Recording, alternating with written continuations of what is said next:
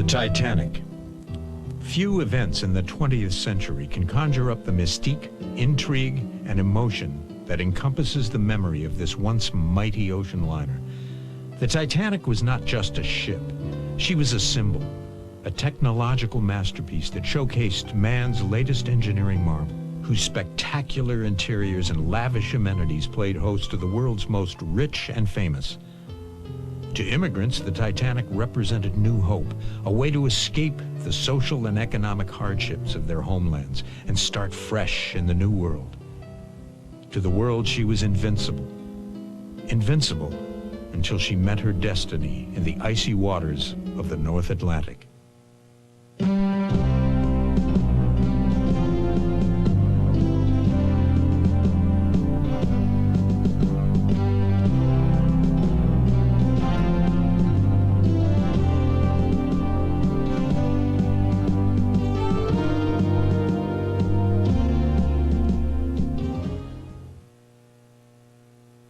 From her ambitious beginnings, through the last hours of her fateful voyage, until her rediscovery 75 years after she slipped from the ocean's surface, we will separate myth from reality and expose the unanswered questions to provide the clearest picture yet of what happened on the night of April 14th, 1912.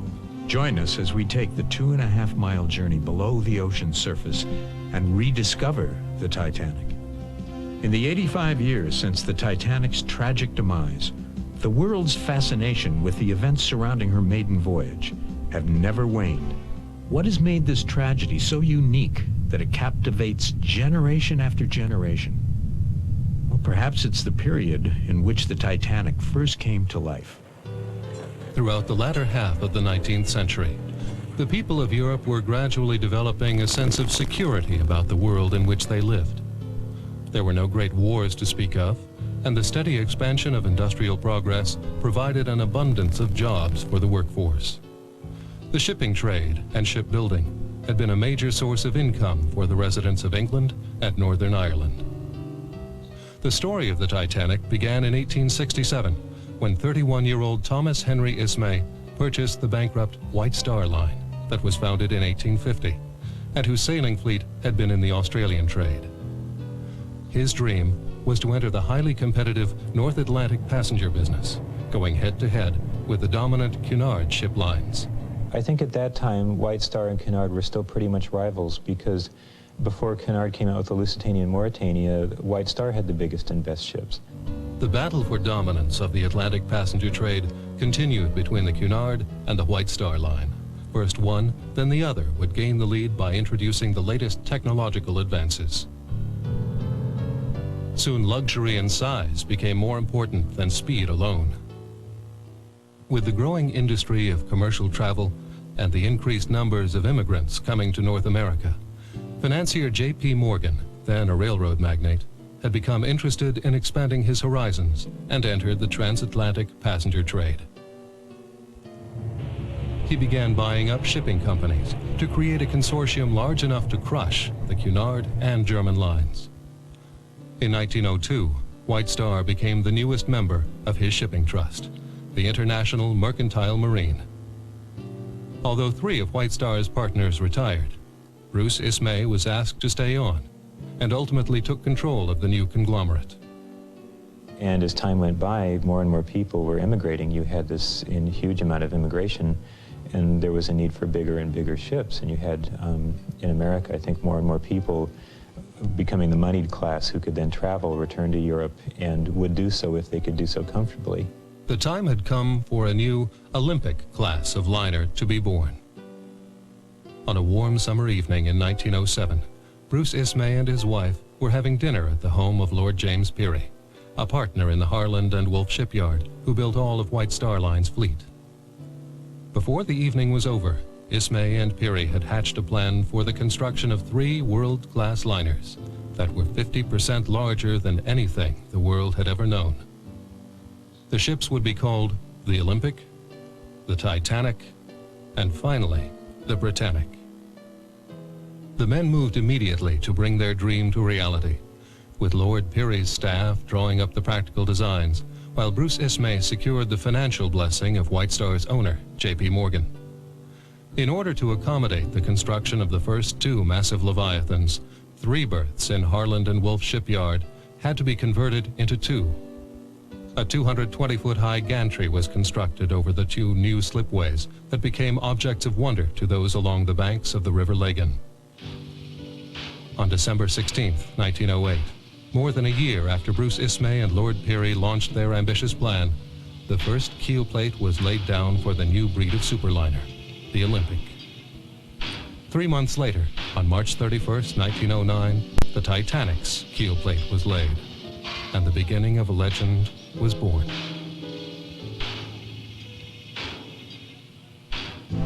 In the early 1900s, the Industrial Revolution was taking shape in many forms across the globe.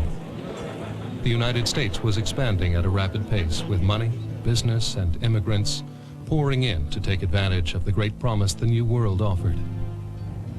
With the announcement of the Olympic and Titanic, the White Star Line effectively raised the bar on transatlantic travel. On the morning of June 1, 1911, the monumental task of fitting out the Titanic's empty hull had begun. For the next 10 months, Harland and Wolff's 14,000 skilled craftsmen went to work, shaping and honing the superliner's cavernous interiors. The attention to detail lavished upon her came from a 300-page builder's handbook that contained specific instructions regarding the installation and adjustment of the thousands of items and systems that would be used on board. The enormity of her design is what set the Titanic apart from any ship of her day. Engineers equipped her with both turbine and reciprocating engines that allowed for better speed and efficiency. She carried 29 boilers. The largest of her 3 anchors weighed 15.5 tons, requiring a team of 20 horses to transport it. It took several million man-hours to outfit and refine the Titanic into the most magnificent vessel of her time. In February, the Titanic was towed to Belfast Harbour's new graving dock, where she was fitted with propellers and given a final coat of paint. By March, time was running out for the builders. On April 2nd, the Titanic and her owners were preparing for sea trials, which would test her nautical systems and equipment for speed, precision, and maneuverability. As 4 tugboats guided the great lady through the River Lagan and down Victoria Channel, hundreds of spectators crowded the banks as the ship set out to open sea for the first time. At 8 p.m., she returned to her berth, where Representative Carruthers signed the Board of Trade certificate stating that the Titanic was, quote, good for 1 year from today. Later that evening, the ship's anchors were raised as she departed Belfast, passing into the Irish Sea on her way to Southampton. The sun rose over Southampton's harbor at 5:18 a.m. on April 12, 1912. Her crew began converging on the docks at the break of dawn. Captain E.J. Smith, who was previously the captain of the sister ship, Olympic, arrived just after 7:30 a.m., where he went directly to work preparing the ship for her maiden voyage. One problem that had plagued the ship was a coal fire that had burned out of control in boiler room number 6. It was believed to have begun in Belfast when the pirated coal was being loaded into the ship without being properly wetted down. Smoldering ever since, the fire burned as stokers worked to get it under control. Up on deck, the passengers were beginning to board in large numbers. When we got to Southampton, for some reason or other, my mother wanted to or had to see the purser before we went to our cabin. So we went and visited the purser, and during the conversation between the two, the mother said to the purser, I am not one bit happy about going on the Titanic to New York City. And the purser said, why? She said, because the Titanic is new, it's never crossed an ocean, and she said, I'm afraid something might happen. And he said, Madam, nothing was going to happen, but if it does, he said, the Titanic has watertight compartments that'll keep it up until help comes. The fanfare and excitement surrounding the Titanic's maiden voyage had become an even bigger media event because of the many celebrities of high society who were scheduled to make the trip. Finally, it was time. The last passengers aboard, the Titanic was ready to begin her maiden voyage.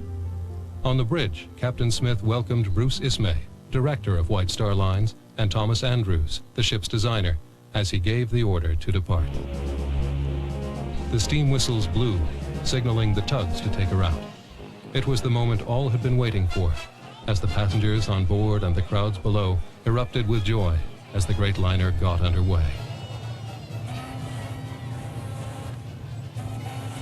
The tugs proceeded to tow the Titanic very slowly in order to maneuver the ship through the channel maze that leads to the open sea.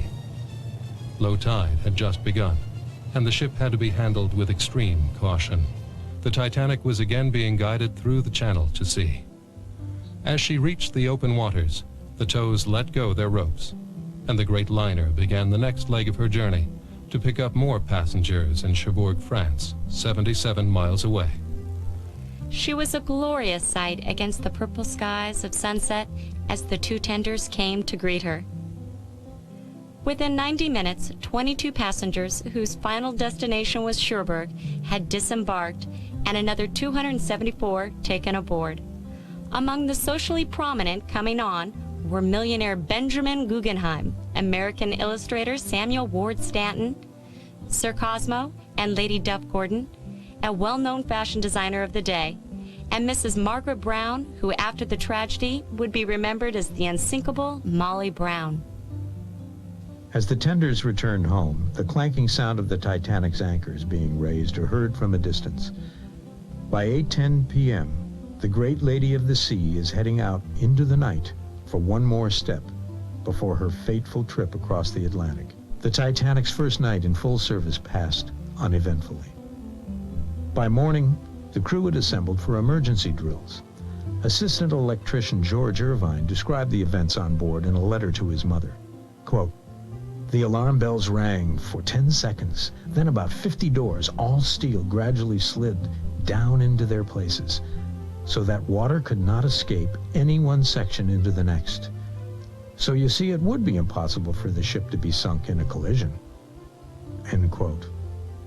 A sentiment that was surely shared by all of those on board. The word unsinkable wasn't really pushed by the White Star Line. I know of only one brochure ever that referred to the construction of the new ships and called them practically unsinkable, or they had features that would make them practically unsinkable. And the word unsinkable wasn't really used by the White Star Line, wasn't promoted, but the design was there. The design was in the ship to make it practically unsinkable. That they had watertight bulkheads that went across the ship so that if anything struck it from the side or head on, it had these compartments that would be then watertight when these doors would close. And so you couldn't, if you hit it from the side and punctured 2 compartments, if you hit it right at the wall separating them, it could float. If it hit something head on, if you punctured 3 of the first 5 compartments or even all 4 of the first 4, the ship would continue to float. And so theoretically it was unsinkable because it couldn't imagine something that would do greater damage than that, other than maybe several ships hitting it at once or something. And so in the minds of the builders it was practically unsinkable. It wasn't advertised to the public, but word got out. And so employees of the White Star Line and travel agents, everyone, would say, well, these ships are unsinkable. The trip to Cherbourg, France took only a few hours, enough time for the passengers on board to have a meal and explore the great wonders the Titanic offered. Francis Brown, a 32-year-old candidate for the priesthood, took the opportunity to photograph some of the splendid sights found on board. During his stroll, he found second-class passengers mingling in the crisp sea air, with a view of the Palm Court entrance below. On the first-class promenade, he discovered a young boy spinning atop as his father looked on. These candid shots are a living reminder of life on board the great liner. Meals were being served in the dining saloons. The White Star Orchestra could be heard playing The Tales of Hoffmann and Cavalleria Rusticana in the first-class lounge. For those inside enjoying a glass of port or an after-dinner cigar, it was hard to imagine the gale-force winds blowing on the top decks. The ship had a wonderful steadiness on the open sea. As the evening wore on, passengers would find their way back to their staterooms and berths to be lulled to sleep by the churning hum of the ship's engines. By 11:30 a.m., the anchors were dropped again as the Titanic sat 2 miles off the coast of Queenstown, Ireland. She was met by the tenders America and Ireland, who ferried the last passengers to join her transatlantic voyage. 113 third-class passengers and 7 from second class came aboard, with a total of 1,385 sacks of mail destined for the United States. The transfer was less chaotic than had been at Southampton and Cherbourg, as the stewards in attendance had systems in place to handle the large crowds. Francis Brown was one of the few passengers disembarking at Queenstown. With his photographic plates in hand, he boarded the tender, bidding a fond adieu to the ship and her passengers. Unbeknownst to all on board, a 24-year-old stoker named John Coffey had stowed away under some returning mail bags. With his address listed as 12 Cherbourg Terrace in Queenstown, it is assumed that he signed on to the Titanic's crew in order to obtain a free passage home, an exit that surely saved his life. As the tenders departed, the Titanic's whistle sounded 3 mournful blasts, indicating its imminent departure. The starboard anchor was raised, and the mighty engines began turning the propeller shaft. The Titanic was again on her way, this time sailing to New York. As she proudly slipped past the green hills of Ireland's coast and into the setting sun, no one knew that time was running out for this great lady. Her destiny lay ahead in the North Atlantic in the shape of an iceberg that was to meet her hull in just 2.5 days. Life on board the Titanic was a glorious experience for more than 2,300 passengers who sailed on her maiden voyage. In every class, the days were spent enjoying leisure activities like reading, writing, listening to the orchestra concerts, or playing cards in the many rooms and lounges on board. There were no formal organized dances or parties scheduled, just relaxation and the pursuit of individual interests. For first class, this meant scheduling time on the squash courts, going for a Turkish bath, or taking a swim in the adjacent pool. Second-class passengers took advantage of the well-stocked library and comfortable smoking lounge that was connected to an enclosed promenade. Third-class passengers could be found strolling on one of 2 open decks toward the bow and the stern of the ship. Below deck, many gathered around the piano in the general room, singing favorite songs and creating a festive atmosphere for those who played table games. The only scheduled ritual observed by passengers was mealtime. Every morning, noon, and night, ship's bugler P.W. Fletcher alerted passengers to gather in the dining saloons. The galleys aboard the Titanic were busy round the clock, preparing and serving 6,000 meals a day. The Titanic was running in perfect order. The passengers were at ease on the greatest ship ever to sail the earth. The fire in boiler room number 6 had finally been extinguished after burning continuously for the better part of 2 weeks. Messages of good luck and congratulations were streaming into the Titanic's wireless room from other ships in the Atlantic. The Empress of Britain, heading to Liverpool, sent her regards on Friday, as did the French vessel La Touraine. Included in each of these greetings were warnings of ice. It was not uncommon for there to be ice warnings in April in the North Atlantic. Senior Marconi operator Jack Phillips and his assistant Harold Bride worked tirelessly, passing on the friendly greetings to the bridge while handling the mounting requests of the passengers. At about 11 p.m. that night, the wireless apparatus ceased to function. It took most of the night to repair, leaving the operators both exhausted and well behind in their duties. By midday Saturday, reports of field ice, bergs, and growlers continued to come in from ships like the California, the Colby, and the Minnesota. The location was near the parallel, directly in the path of the Titanic. As evening set in, the ship and her passengers were to enjoy their last peaceful night at sea. In the early morning hours of April 14th, the sun rose out from the ocean, creating a spectacular prism of light and color in the North Atlantic sky. As the staff and crew made the routine shift changes, the passengers emerged from their quarters rested and prepared for breakfast and Sunday worship. The temperature, even at noon, still carried quite a chill. Many third-class passengers stayed indoors after lunch and started an informal dance in the general room. This was the time when many conversations and card games took shape in the smoking lounges and public rooms all over the ship. At 1:42 p.m., iceberg warning received via the Baltic, stating large quantities of field ice in latitude 4151 north, longitude 4952 west, about 250 miles ahead of the Titanic. This message, too, was given immediately to Captain Smith, who carried it with him to the promenade deck, where he passed it along to White Star's Bruce Ismay. Ismay glanced at the note and placed it in his pocket. The first of many fatal mistakes that was to occur that day. Later on, Ismay produced the message during a conversation with first-class passengers, stating cavalierly that the Titanic was amongst icebergs. It wasn't until 7:15 that evening that Captain Smith would ask for the note back to put it up in the chart room. As many of the passengers left the decks for the warmth and comfort of the ship's interiors, the captain delayed the ship's scheduled turn at South 62 West to South 65 West for half an hour as a precautionary move to avoid the ice fields. When the captain did make the turn, it was calculated that the ship was now 16 miles further south than their original course. As fate would have it, the captain didn't go far enough. By 7:15 p.m., the Titanic was approaching the first ice field. The night was just beginning for the ship and her passengers. In the wireless room, junior operator Harold Bride was busy writing up the day's accounts when he received a message from the California to the Antillean, describing 3 large icebergs, 50 miles dead ahead.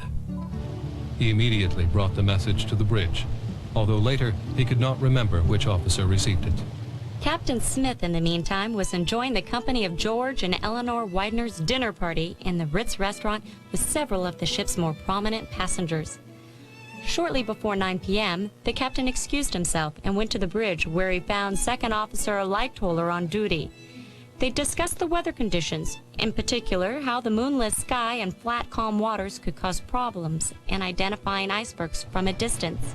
The two agreed that there would still be a certain amount of light reflected from the ice, and that even with the blue side of a berg pointed towards them, an outline of white could still be seen. At 9:20 p.m., Captain Smith retired for the evening, his final orders being, "If it becomes at all doubtful, let me know at once. I shall be just inside."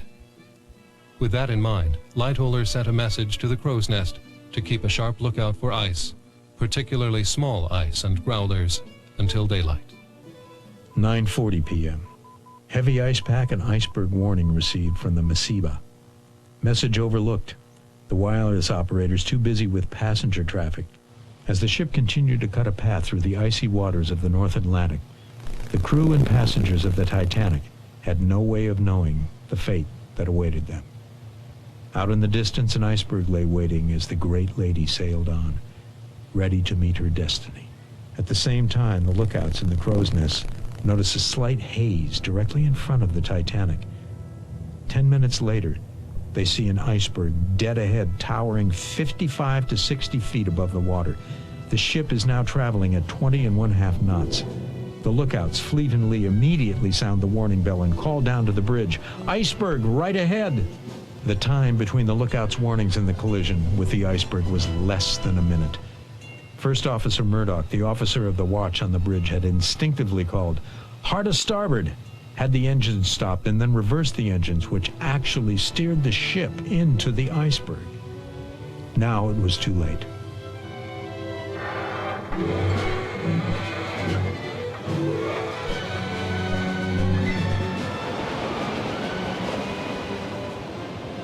Officer Murdoch threw the switch that closed the watertight doors.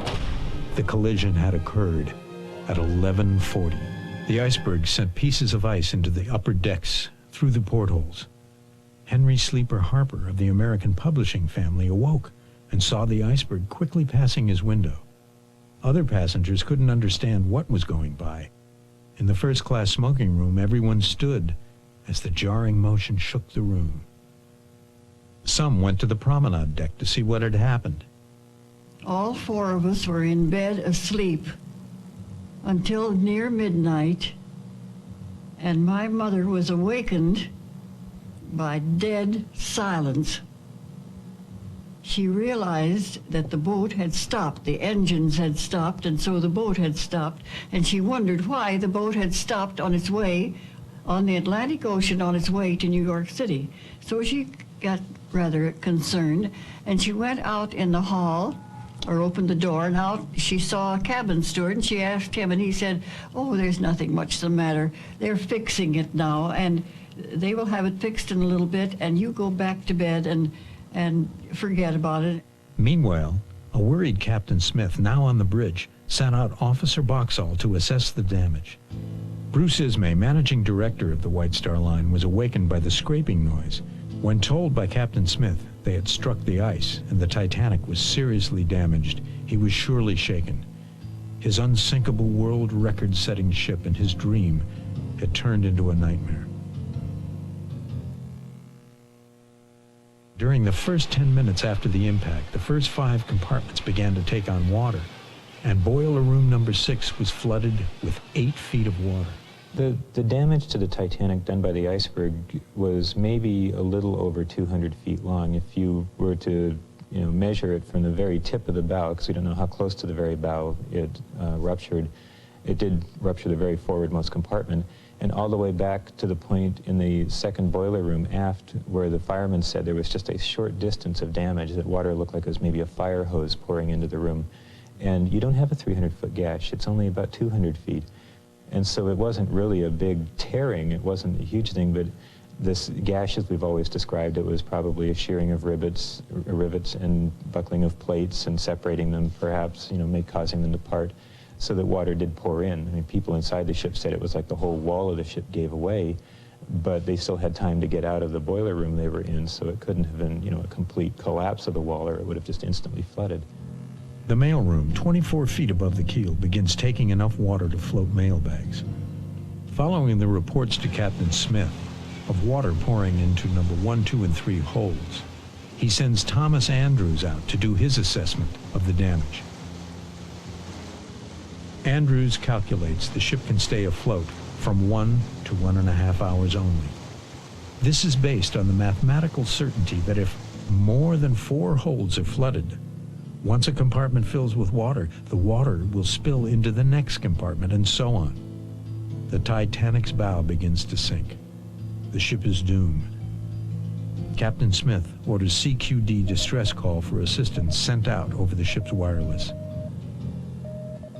The boilers are shut down, and relief pipes against funnels blow off huge, noisy clouds of steam. At 12:05 a.m., on April 15th, the order was given to uncover the lifeboats and muster the passengers and the crew on the boat deck. It took passengers a while to realize that the ship was indeed sinking. As the first and second class passengers headed toward the lifeboats, the third class passengers were faced with blocked stairways and corridors. The elevator was not working that night, so we had to climb 4 or 5 flights of stairs. Whether intentional or not, the first and second class passengers had the best opportunity to leave the ship. They're going to launch the lifeboats. He said, "Now don't let it worry you. It's just a precaution." And he said, "You might even be back again before breakfast. But they're going to launch the lifeboats, so come along, I'm going to help." And he immediately started to help. And with absolutely no trouble at all, because we were there. And that's the most emphatic point, because we were there. However, even with this opportunity, the lack of lifeboats sealed the fate of half the passengers. The ship carried lifeboats with a capacity for only 1,178 people, slightly over half of the more than 2,200 people on board. The irony was that the Titanic had been fitted with state-of-the-art davits designed to hold 64 lifeboats instead of the 16 that she carried. Amid the panic and confusion, the lifeboats began to be loaded. Women and children first. And the officers put my little brother and sister in the lifeboat, but they would not let my mother get in. And she just screamed at them, and she says, "Please let me in. Those are my little children." So they did let her in, but they would not let me in. So when Mother got into the lifeboat, why, she yelled up at me, and she says, Ruth, go on down the boat, down the deck, and ask the officer if you can get in that boat. And I said, all right. So I went down and I saw the officer putting people in the lifeboat. And I went up to him and asked him if I could get in. He says, why, sure. And he picked me up and dumped me in. The first boatload was number 5, and it was lowered with only 28 aboard. Anna Warren of Portland looked back at the ship and saw through the portholes that the stateroom she and her husband had stayed in on D-deck was now at water level instead of way above. And so this boat was lowered away with me beginning to scream because I realized my father was not with me. And it seemed a terribly long way down from when we were put in it until we were on the water, and very jerky, I seem to remember. It was because on the Titanic, which was new, the paint wasn't dry in some places, and the paint was not dry in the pulleys, and the rope stuck to the pulleys, and that's what made the boat go down unevenly. As the lifeboats were being filled and lowered, Jack Phillips in the radio room was sending distress signals. The Californian, which was about 20 miles away and had been rudely cut off earlier in the evening, had shut down its wireless for the night. The Cunard liner Carpathia received the distress call from the Titanic at 12:25 a.m. and changed course to come to her aid from 58 miles away. It was a full hour after the collision that Captain Smith ordered the distress rockets to be launched. The lookout on the Californian saw these, but by this time, the Titanic was so low in the water that he didn't think much of it, since there was no distress call relayed to him. The women and children with a crew member to command the boat continued to load. Numerous ships hear the Titanic's distress signal, including her sister ship, the Olympic, some 500 miles away. Virginian 170 and Carpathia 58 miles prepare at various times to come to assist. 12:15 a.m., the band begins to play lively ragtime tunes in the first-class lounge on A-deck. 12:20 a.m., water floods Seaman's quarters 48 feet above the keel on E-deck.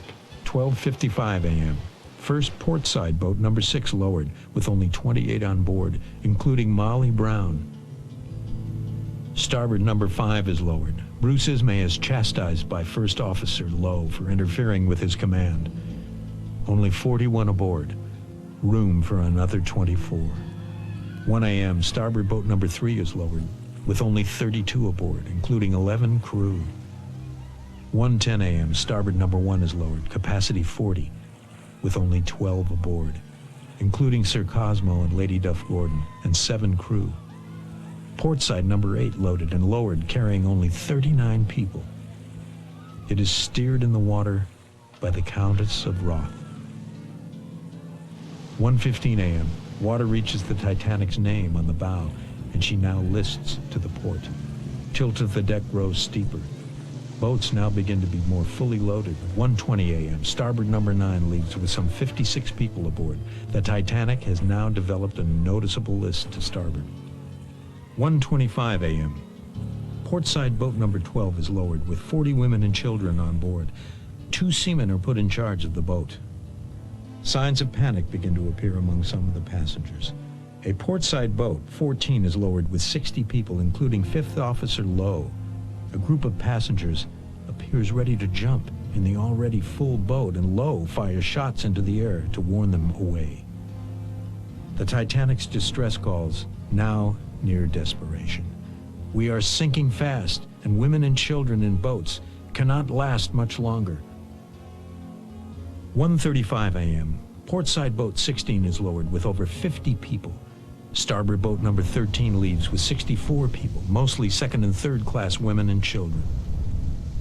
Starboard boat number 15 is lowered 30 seconds later with 70 people aboard and barely avoids collision with boat number 13 as it's lowered on top. 1:40 a.m., most of the forward boats are now away, and passengers begin to move to the stern area. Bruce Ismay leaves on collapsible C, 39 on board. The last starboard side boat launched. The forward well deck is awash. 1:45 a.m., The words heard from the Titanic by the Carpathia on her way to the rescue. Engine room full up to boilers. Port side boat number 2 is lowered and leaves with only 25 people. She can carry 40. 2 a.m. Water now only 10 feet below promenade deck. 2:05 a.m. There are now still over 1,500 people left on the sinking ship. The final lifeboats left full to capacity. One even with 70 people aboard. Many of the passengers and crew members jump overboard. The ship's lights blink once and then go out. I saw the horror and heard the horror of that ship, and I maintained from that night until this day that that ship broke in half as it sank. I am convinced of it. I know it's true. And certainly the forward part went down nose first, and the other part stayed up in the air for what seemed to me to be a very long time. 2:20. The Titanic's broken off stern section settles back into the water, righting itself for a few moments. Slowly, it fills with water and again tilts its stern high into the air before slowly sinking into the sea. And the horror of people drowning is something that no one could possibly tell you.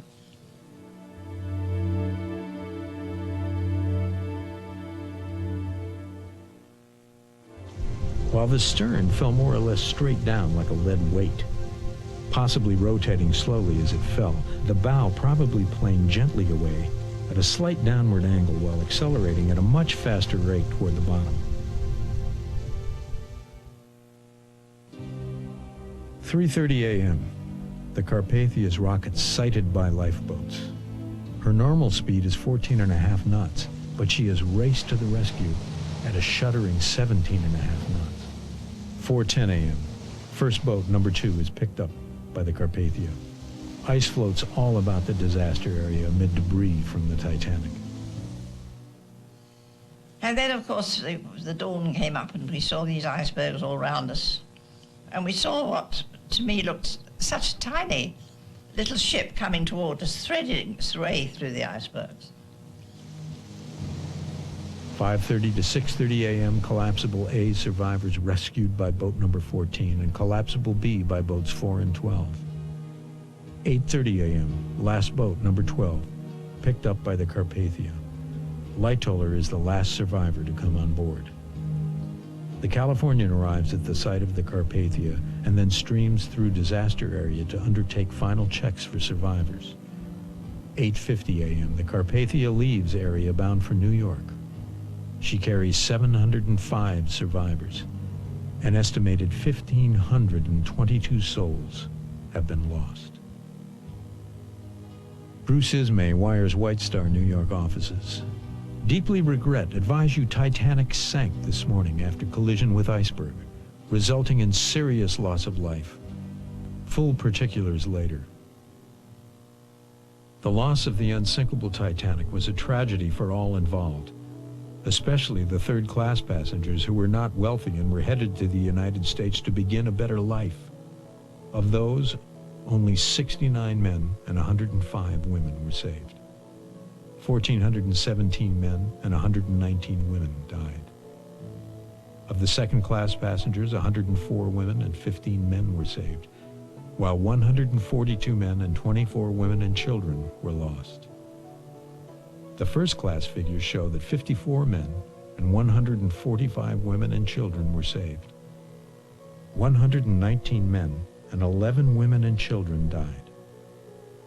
Of course, the most devastating figures are those of the crew members, including Captain Smith, who went down with the other 685 men and women in his crew. 214 crew members were saved. Part of the lure and the mystery of the Titanic will always be its unanswered questions. Would a different captain have avoided the iceberg? Could the ship have been prevented from sinking? What kind of gash did the iceberg cause in the hull? When the wreck was discovered in 1985, some of these questions were answered, but more were posed. The discovery proved that the Titanic has become an object of fascination for millions.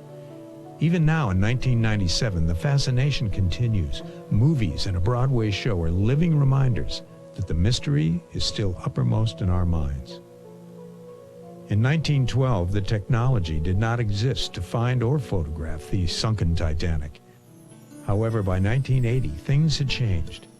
In July of that year, U.S. entrepreneur and explorer Jack Grimm funded a scientific expedition to find the Titanic.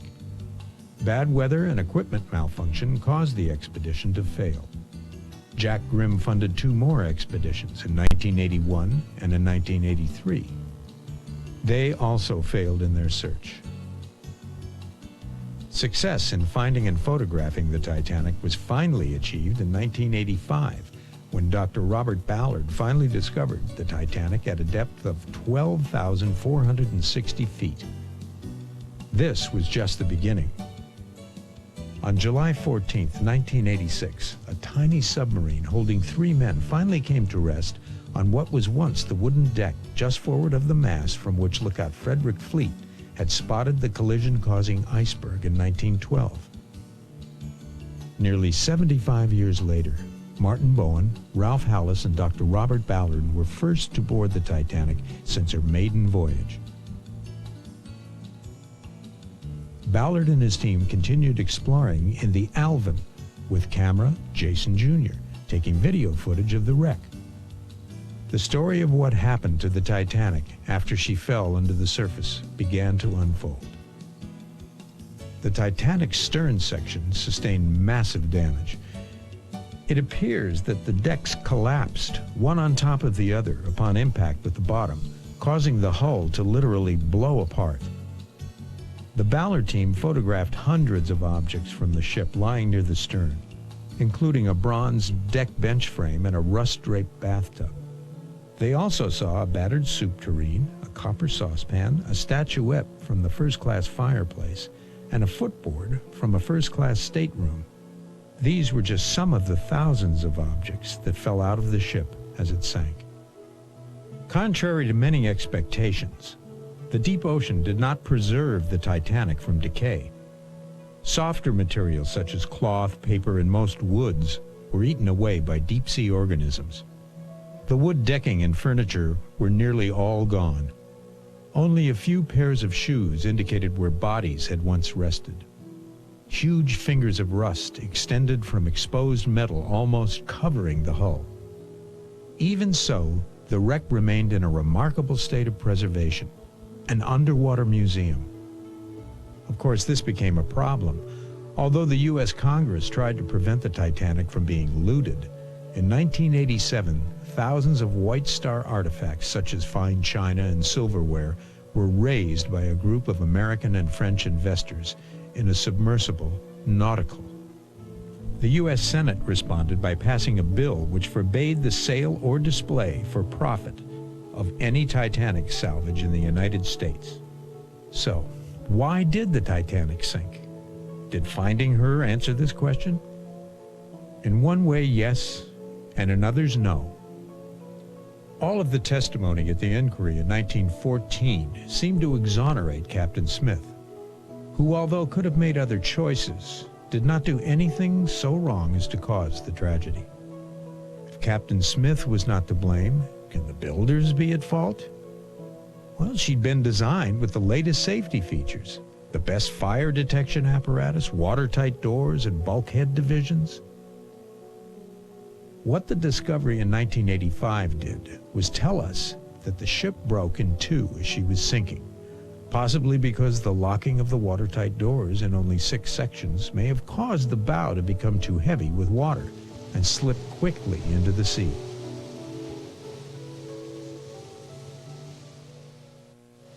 It is certain that other expeditions will travel to the Titanic.